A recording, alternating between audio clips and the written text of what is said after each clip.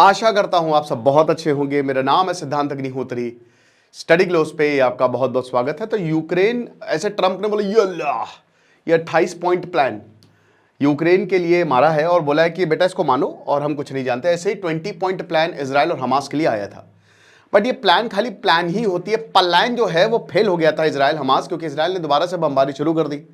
हालांकि स्थिति काफी कंट्रोल में, बट फिर भी बमबारी हो रही है, लोग मारे जा रहे हैं। ट्रंप इसमें जीत रहे हैं और यहां पे यूक्रेन जीत रहा है। बात करेंगे।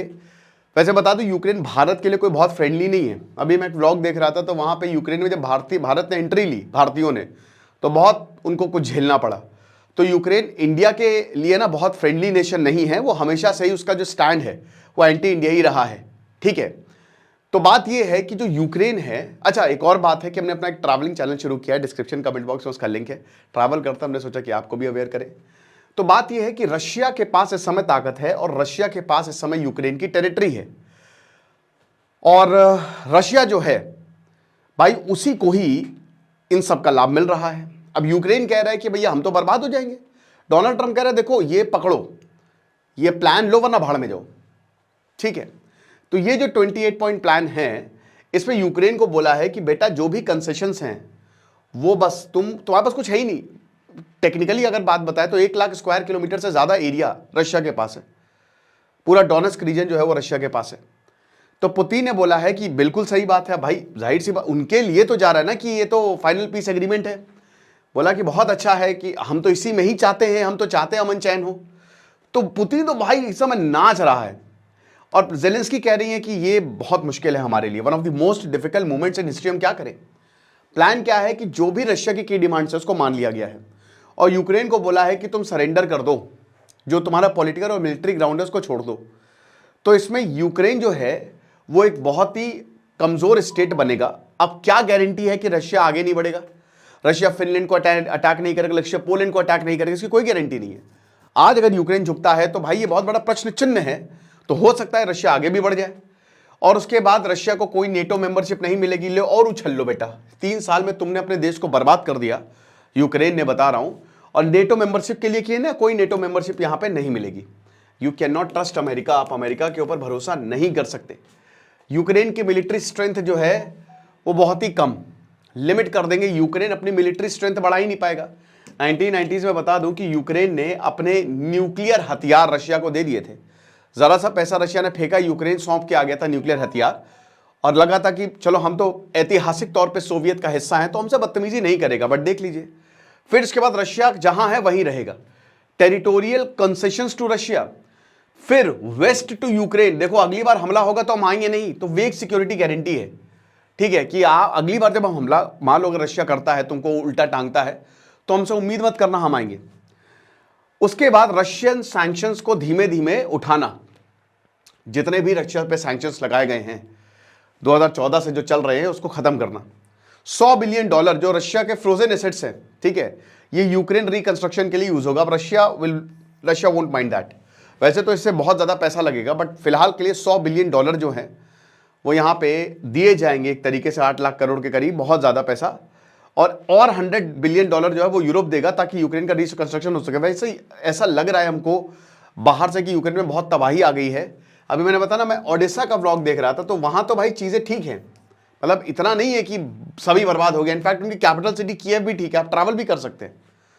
उसके बाद इलेक्शंस 100 दिन के अंदर अंदर यूक्रेन में होंगे और व्लादिमीर जेलेंस्की जाएंगे। हो सकता है ना भी जाएं, ठीक है, उनके साथ जनता खड़ी रहे।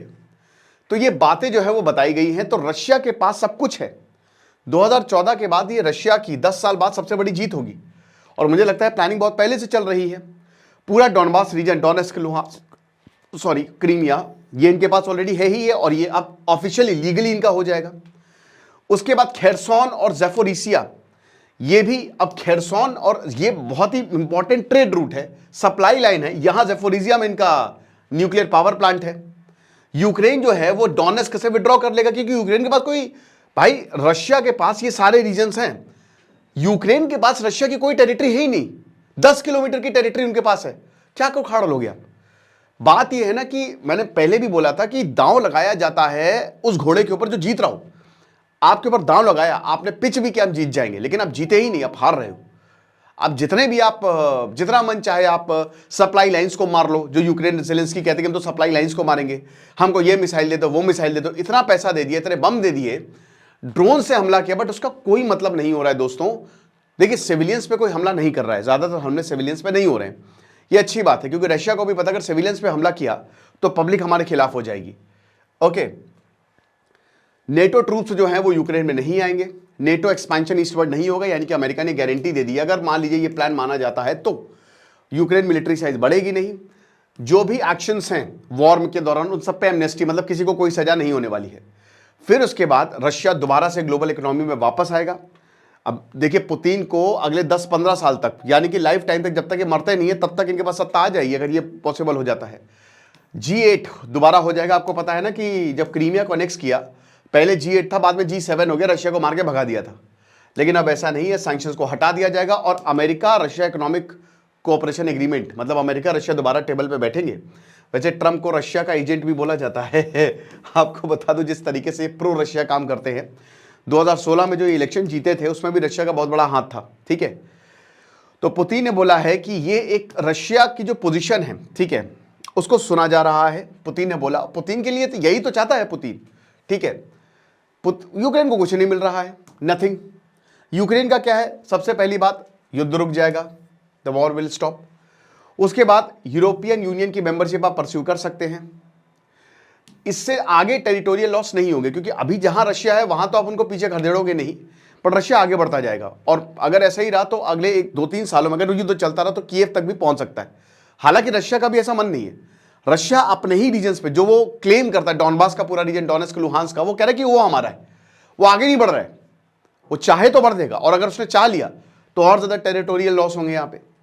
फिर उसके बाद वेस्टर्न मिलिट्री रिस्पॉन्स, मतलब ये प्रॉमिस है कि अगर आगे जाके कुछ दिक्कत होती है तो फिर वेस्ट हमारी मदद करेगा। लेकिन डिटेल्स आर नॉट क्लियर, ये मैंने अभी इसकी कुछ पक्का नहीं है इस पर। $200 बिलियन पैसा मिल जाएगा, अमेरिका और यूरोप देगा। रशिया जो है वो छोटे छोटे जैसे खार्किव और सूमी से पार्ट ऑफ द खार्किव यहाँ पे रशिया के पास रहेंगे, बाकी वो विड्रॉ कर जाएगा, तो ये यूक्रेन के पास रहेगा। तो सबसे पहली बात, टेरिटरी इनके पास रहेगी नहीं जो इनके पास थी, ठीक है। सॉवरेनिटी है नहीं, क्योंकि आपको न्यूट्रल रहना पड़ेगा, और मिलिट्री आप बढ़ा नहीं सकते। ये वर्ल्ड वॉर 2 वाला एरा जो जर्मन के ऊपर कंडीशंस थोपी गई थी वही लग रहा है। पॉलिटिकल अनस्टेबिलिटी है, 100 दिनों के अंदर इलेक्शन होंगे, या तो प्रो रशियन प्रेसिडेंट आएगा या फिर प्रो अमेरिका प्रेसिडेंट आएगा। तो याद रखिएगा कि जेलेंस्की जो है उनको लात मार के भगा दिया जाएगा, क्वाइट पॉसिबल, ठीक है। रशिया की पोजीशन यही है कि भाई देखो हम बहुत खुश हैं अभी, हालांकि हमने उसको डिटेल में डिस्कस नहीं किया है, और अगर ऐसा नहीं होता है तो we are ready to fight, हम लड़ेंगे और कोई दिक्कत नहीं है, क्योंकि हम लड़ ही रहे हैं और आगे भी लड़ते रहेंगे। क्या प्रॉब्लम है?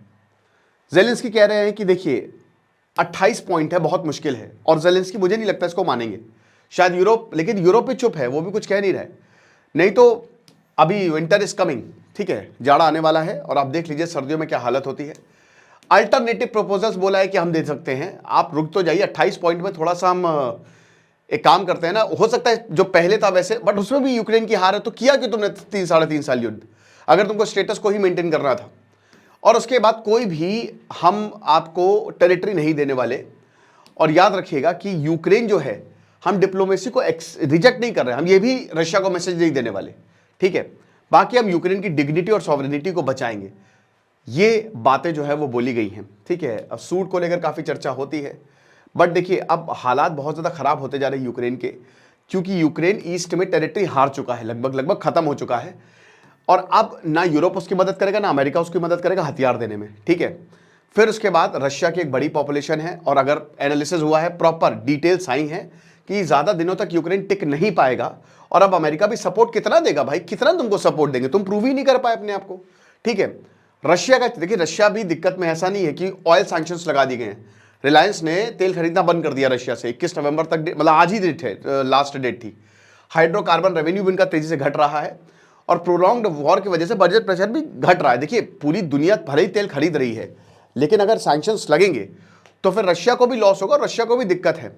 तो पॉलिटिकल यही है कि भाई देखिए, अगर मान लीजिए बाइडेन एडमिनिस्ट्रेशन होगा तो जाहिर सी बात है कि वो नहीं एक्सेप्ट करता। रशिया जो है वो इस गेन को तुरंत वो चाहेगा कि ये 28 पॉइंट प्लान जो है वो जल्दी से जल्दी जो एक्सेप्ट हो जाए, ताकि हम जीत जाए। आपको क्या लगता है मुझे कमेंट बॉक्स में बताइएगा। कोई अपडेट होगा मैं लाऊंगा, डिस्क्रिप्शन कमेंट बॉक्स में हमारे नए चैनल का लिंक दिया है। Thank you so much.